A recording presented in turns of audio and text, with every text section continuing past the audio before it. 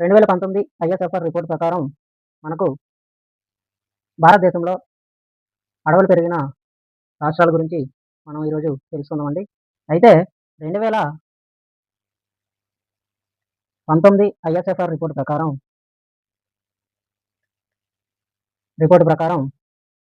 మనకు భారతదేశంలో 3,976 చదరపు కిలోమీటర్ల విస్తీర్ణం పెరిగింది. అయితే దీనికి ఎంత శాతం పెరిగిందయ్యా అంటే 0.56 పెరిగిందని మనం గత వీడియోలోని చెప్పుకోవడం జరిగింది. అయితే ఇప్పుడు భారతదేశంలో ఏ ఏ రాష్ట్రాల్లో అడవులు శాతం పెరిగింది అనే విషయాలు మనం చూద్దాం.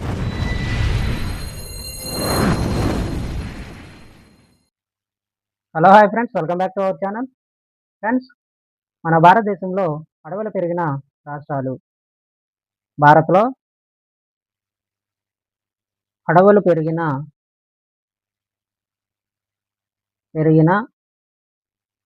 రాష్ట్రాలు. ఈ అడవులు పెరిగిన రాష్ట్రాలు: 1 కర్ణాటక.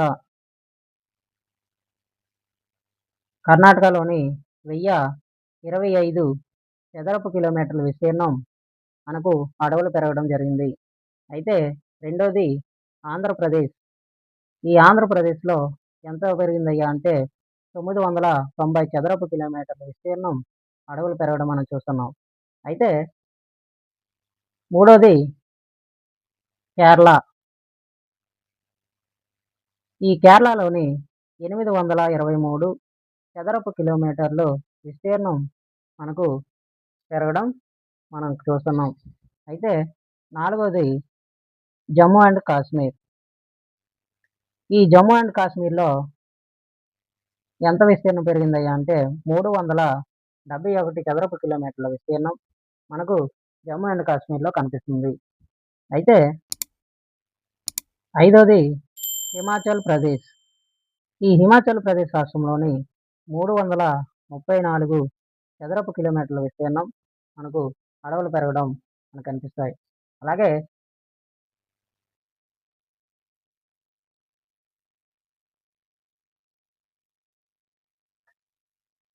అడవులు తగ్గిన రాష్ట్రాలు.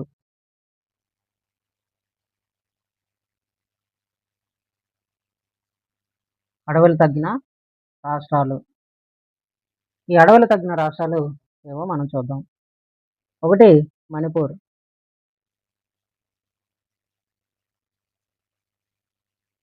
ఈ మణిపూర్ రాష్ట్రంలో మనకు ఈ 2019 ఐఎస్ఎఫ్ఆర్ రిపోర్ట్ ప్రకారం అడవులు తగ్గిన రాష్ట్రాల్లో ఈ మణిపూర్ ఒకటి. తర్వాత రెండోది మిజోరం.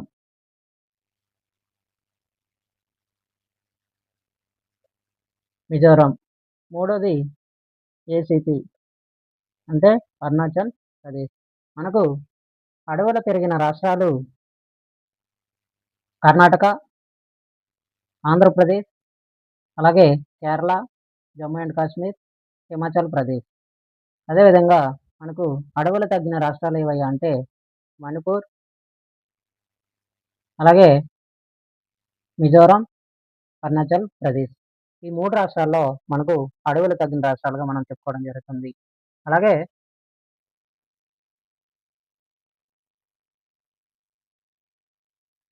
అలాగే తెలంగాణ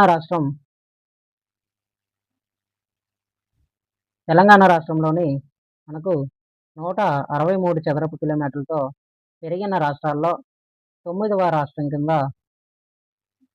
మనం చెప్పుకోవడం జరుగుతుంది. ప్రపంచ అడవి దినం మార్చి 21. ఎంతండి? ప్రపంచ అడవి దినం మార్చ్ 21. ఈ మార్చి 21ని ప్రపంచ అడవి దినంగా మనం జరుపుకుంటున్నాం. అలాగే ప్రపంచ పర్యావరణ దినంగా జూన్ 5వ తేదీన మనం జరుపుకోవడం జరుగుతుంది. ఎప్పుడండి? ప్రపంచ అడవి దినం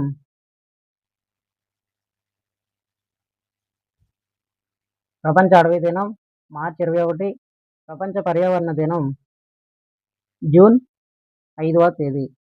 అలాగే మనకు ఫారెస్ట్ అనే లాటిన్ భాషా పదం నుండి ఫారెస్ట్ అనే ఇంగ్లీష్ పదం ఉద్భవించింది.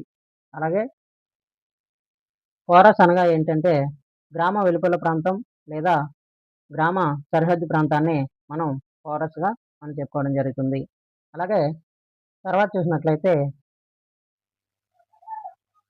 భారత రాజ్యాంగంలో అడవుల ప్రస్తావన ఏంటండి? భారత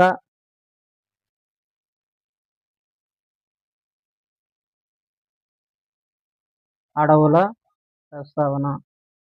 భారత రాజ్యాంగంలో అడవుల ప్రస్తావన.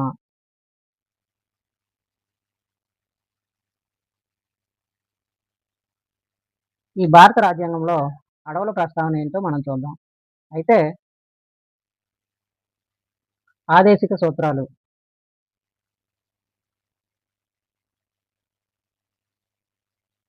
ఈ ఆదేశిక సూత్రాలు 36 నుండి 51 ఆర్టికల్ వరకు పేర్కొంటాయి.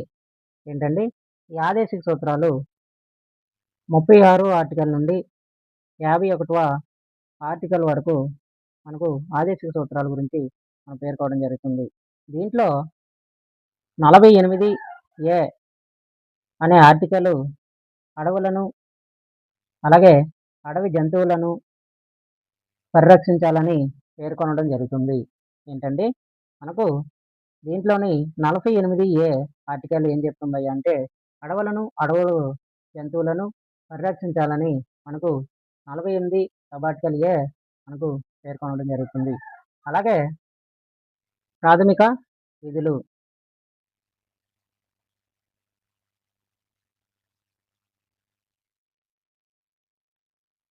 ఈ ప్రాథమిక విధులు 4 ఏ భాగంలో 51 ఏ ఆర్టికల్ ప్రాథమిక విధుల గురించి పేర్కొంటుంది. ఏంటండి? మనకు ఈ ప్రాథమిక విధులు 4 ఏ భాగంలో 51 సబ్ ఆర్టికల్ ఏ ప్రాథమిక విధుల గురించి పేర్కొనడం జరుగుతుంది. అయితే ప్రస్తుత భారత రాజ్యాంగంలో 11 ప్రాథమిక విధులు ఉంటే ఇందులో ఒకటి నదులను, సరస్సులను, అడవులను అలాగే వన్యప్రాణి సంరక్షణ కేంద్రాలను సంరక్షించాలని పేర్కొంటుంది. ఏంటండి? ఈ 51 ఏ అధికరణ ఏం చెప్తుందయ్యా అంటే నదులను, సరస్సులను అలాగే అడవులను, వన్యప్రాణి సంరక్షణ కేంద్రాలను సంరక్షించాలని మనకు ప్రాథమిక విధుల్లోని పేర్కొనడం జరిగింది. అయితే ఉమ్మడి జాబితా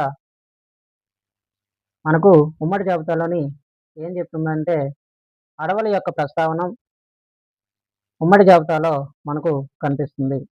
ఎక్కడండి? ఉమ్మడి జాబితా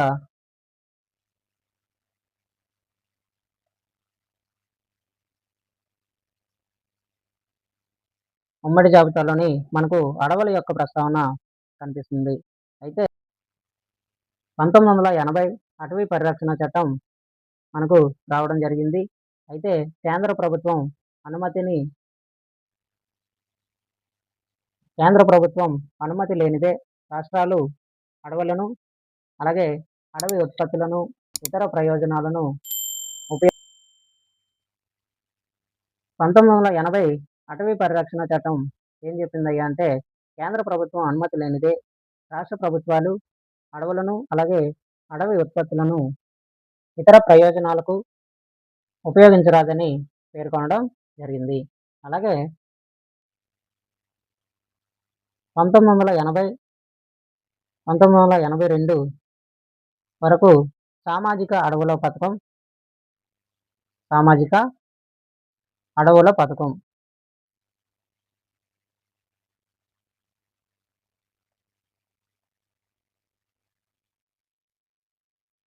ఈ సామాజిక అడవుల పథకం ఎప్పుడొచ్చిందయ్యా అంటే 1980, 82లో మనకు సామాజిక అడవుల పథకం రావడం జరిగింది.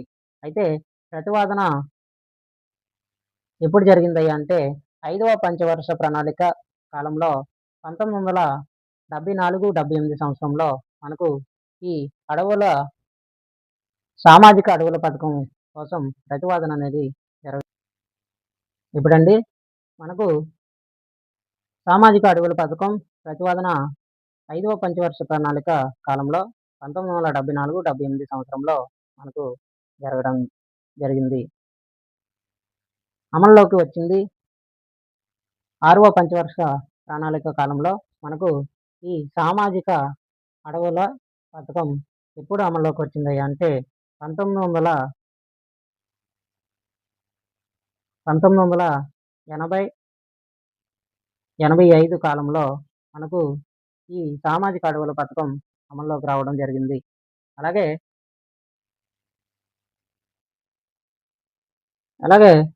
ఎకోమార్క్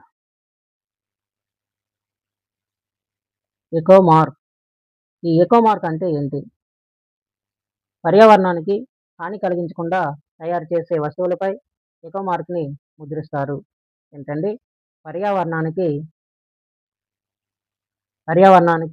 హాని కలిగించకుండా తయారు చేసే వస్తువులపై ఈ ఎకోమార్క్ గుర్తుని ముద్రించడం జరుగుతుంది.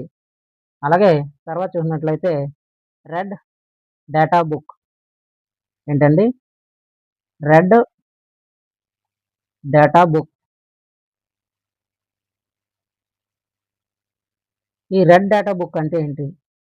అంతరించిపోతున్న జీవులను BSI అనే సంస్థ సేకరించి వాటిని రెడ్ డేటా బుక్ రూపంలో ప్రచురిస్తుంది. ఏంటండి? అంతరించిపోతున్న జీవులను BSI అనే సంస్థ సేకరించి వాటిని రెడ్ డేటా బుక్ రూపంలో ప్రచురించడం జరుగుతుంది. దీనిని west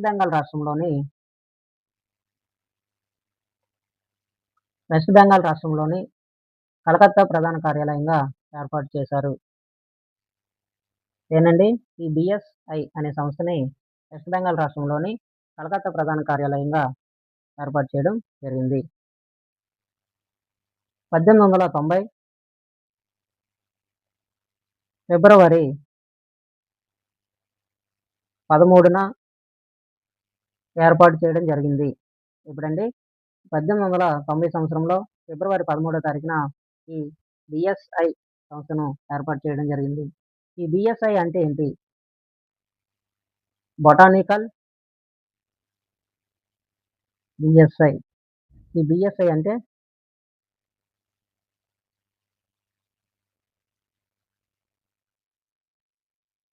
botanical survey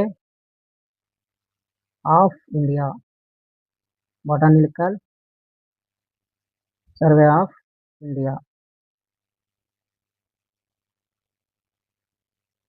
botanical survey of India. దీన్ని ఎప్పుడండి 1890 సంవత్సరంలో ఫిబ్రవరి 13వ తేదీన ఏర్పాటు చేయడం జరిగింది. తర్వాత చూసినట్లయితే బయోస్పియర్స్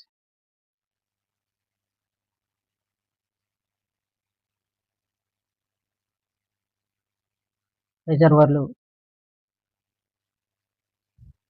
ఈ బయోస్పియర్స్ రిజర్వులు ఏమేమి ఉన్నాయో మనం చూద్దాం.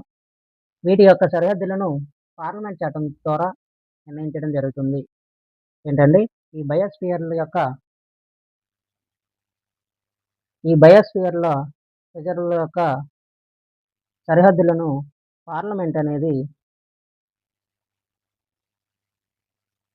పార్లమెంటు చట్టం ద్వారా నిర్ణయించడం జరుగుతుంది. అలాగే మానవునికి పర్యావరణానికి మధ్య సంబంధాన్ని ఆధారంగా చేసుకొని భారతదేశంలో 18 బయోస్పియర్ రిజర్వులను గుర్తించడం జరిగింది. ఏంటండి? 18 బయోస్పియర్ రిజర్వులను గుర్తించడం జరిగింది. అలాగే నీలగిరి.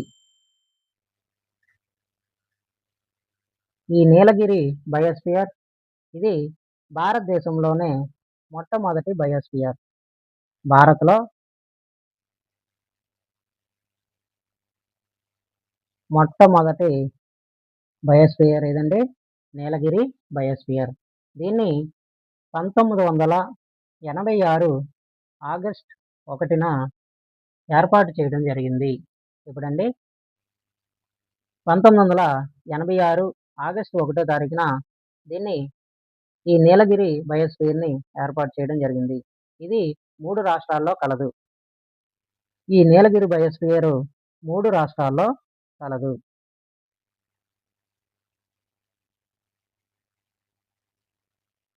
ఒకటి తమిళనాడు, 2 కర్ణాటక, 3 కేరళ. ఈ నీలగిరి బయోస్ఫియర్ ఎన్ని రాష్ట్రాల్లో కలదయ్యా అంటే మనకు 3 రాష్ట్రాల్లో కలదు. అలాగే 1 తమిళనాడు, 2 కర్ణాటక, 3 కేరళ రాష్ట్రంలో ఈ 3 రాష్ట్రాల్లో మనకు నీలగిరి బయోస్ఫియర్ మనకు కనిపించడం జరుగుతుంది. తర్వాత చూసినట్లయితే పన్నా బయోస్ఫియర్. పన్నా బయోస్ఫియర్. ఈ పన్నా బయోస్ఫియర్ ఇది భారత్‌లో గుర్తించిన 18వ బయోస్ఫియర్. ఇదేంటండి? భారతదేశంలో గుర్తించిన 18వ బయోస్ఫియర్ ఏదయ్యా అంటే మనకు పన్నా బయోస్ఫియర్‌గా మనం చెప్పుకోవడం జరుగుతుంది. దీన్ని 2011 ఆగస్ట్ 25న మధ్యప్రదేశ్ రాష్ట్రంలో దీన్ని గుర్తించారు. ఎప్పుడండి?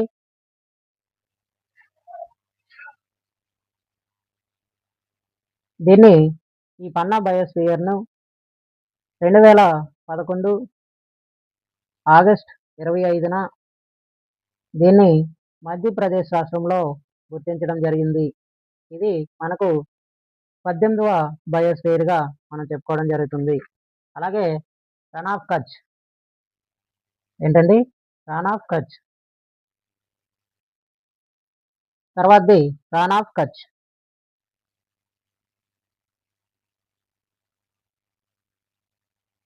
ఈ రాన్ ఆఫ్ కచ్ బయోస్ఫియర్ మన భారతదేశంలోనే అతిపెద్ద బయోస్ఫియర్. ఏంటండి? భారత్‌లో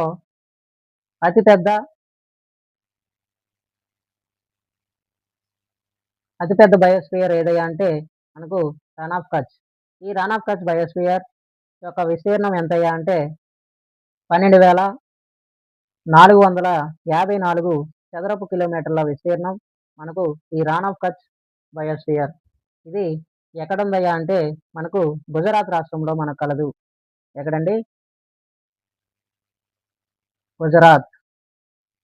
మనకు ఈ గుజరాత్ రాష్ట్రంలో ఉన్న రాన్ ఆఫ్ కచ్ బయోస్ఫియర్ భారతదేశంలోనే అతిపెద్ద బయోస్ఫియర్‌గా మనం చెప్పుకోవడం జరుగుతుంది. దీని యొక్క విస్తీర్ణం ఎంతయ్యా అంటే 12,454 చదరపు కిలోమీటర్లు. ఇది గుజరాత్ రాష్ట్రంలో కలదు. అయితే తర్వాత చూసినట్లయితే దిబ్రూ సైఖోవ్. ఏంటండి? దిబ్రూ సైఖోవ్.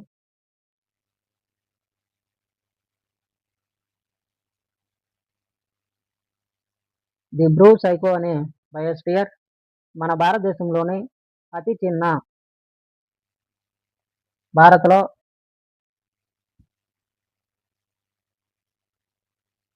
అతి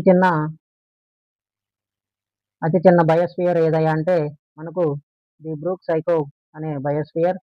ఇది 756 చదరపు కిలోమీటర్లు విస్తీర్ణం కలిగి ఉంది. ఇది మనకు అస్సాం రాష్ట్రంలో ఎక్కడండి? అస్సాం రాష్ట్రంలో కలదు. ఇది ఈ బయోస్ఫియర్ దిబ్రూ సైఖోవ్ అనే బయోస్ఫియర్ మనకు అస్సాం రాష్ట్రంలో కలదు. అలాగే దీని యొక్క విస్తీర్ణం ఎంతయ్యా అంటే 756. భారతదేశంలో అతి చిన్న బయోస్ఫియర్ ఏదయ్యా అంటే దిబ్రూ సైఖోవ్. అలాగే బయోస్ఫియర్‌లు ఎక్కువ ఉన్న రాష్ట్రం బయోస్ఫియర్‌లు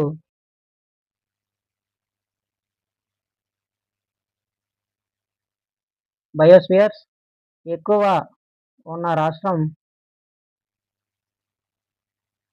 మధ్యప్రదేశ్. ఏంటండి? మనకు బయోస్ఫియర్‌లు ఎక్కువ కలిగిన రాష్ట్రం మధ్యప్రదేశ్. మనకు మధ్యప్రదేశ్‌లో 3 బయోస్ఫియర్‌లు కలవు. అలాగే యునెస్కో గుర్తించిన బయోస్ఫియర్‌లు ఎన్నయ్యా అంటే 11. ఏంటండి? బయోస్ఫియర్‌లు యునెస్కో గుర్తించిన బయోస్ఫియర్లన్నీ 11. మనకు యునెస్కో 11 బయోస్ఫియర్లు గుర్తించడం జరిగింది. అలాగే యునెస్కో గుర్తించిన మొదటి బయోస్ఫియర్ నీలగిరి. యునెస్కో గుర్తించిన మొదటి బయోస్ఫియర్ ఏదండి? నీలగిరి. ఇది ఎప్పుడు మనకు యునెస్కో గుర్తించిందండి? 2000 సంవత్సరంలో మనకు నీలగిరిని మొదటి బయోస్ఫియర్గా గుర్తించడం జరిగింది. అలాగే యునెస్కో గుర్తించిన 11 బయోస్ఫియర్ల గురించి మనం నెక్స్ట్ వీడియోలోని మనం తెలుసుకుందామండి. ఇది ఇవాల్టి మన వీడియో. మీకు ఈ వీడియో నచ్చినట్లయితే లైక్ చేయండి, షేర్ చేయండి. ఇలాంటి మంచి మంచి వీడియోస్ కోసం మన ఛానల్ని సబ్స్క్రైబ్ చేసుకోండి. Thank you. Thanks for watching.